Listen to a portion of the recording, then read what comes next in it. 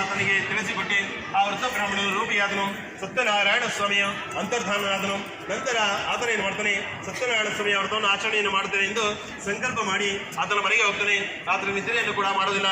ಮರುದಿನ ಪ್ರಾತಃ ಕಾಲದಲ್ಲಿ ಎದ್ದು ಸ್ನಾನ ಸಂಧ್ಯಾವಂದನೆಗಳನ್ನೆಲ್ಲ ಮುಗಿಸಿ ಆ ಭಗವಂತನ ಆರಾಧನೆಯನ್ನು ಮುಗಿಸಿಕೊಂಡು ತದನಂತರ ಆ ಭಗವಂತನ ಒಂದು ನಾಮವನ್ನು ಸ್ಮರಣೆಯನ್ನು ಮಾಡ್ತಾ ಭಿಕ್ಷೆಗೆ ಹೋಗ್ತಾನೆ. ಆ ದಿವಸ ಎಂದಿಗಿಂತಲೂ ಹೆಚ್ಚಿನವಾದ ಹಣವನ್ನು ಹೊಂದುತ್ತಾನೆ. ಆ ಬಂದಂತಹ ಹಣದಿಂದ ಚೆನ್ನಾಗಿ ಪಕ್ವವಾಗಿರುವ ಬಾಳೆಹಣ್ಣು, ಹಾಲು, ಮೊಸರು, ಗೋಧಿ ಹಿಟ್ಟು ಇವೆಲ್ಲವನ್ನು ಕಾಲು ಪಾಲು ತೆಗೆದುಕೊಂಡು ಬಂಧುಗಳೆಲ್ಲರನ್ನು ಕರೆಸಿ ವಿದ್ಯುಕ್ತವಾಗಿ ವ್ರತವನ್ನು ಆಚರಣೆಯನ್ನು ಮಾಡ್ತಾನೆ. ವ್ರತದ ಪ್ರಭಾವದಿಂದ ಸಕಲ ಸಂಪತ್ತುಗಳನ್ನು ಪಡೆದು ಆ ಭಗವಂತನ ಒಂದು ಹಂತದಲ್ಲಿ ಆ ವೈಕುಂಠವನ್ನು ಹೊಂದುತ್ತಾರೆ.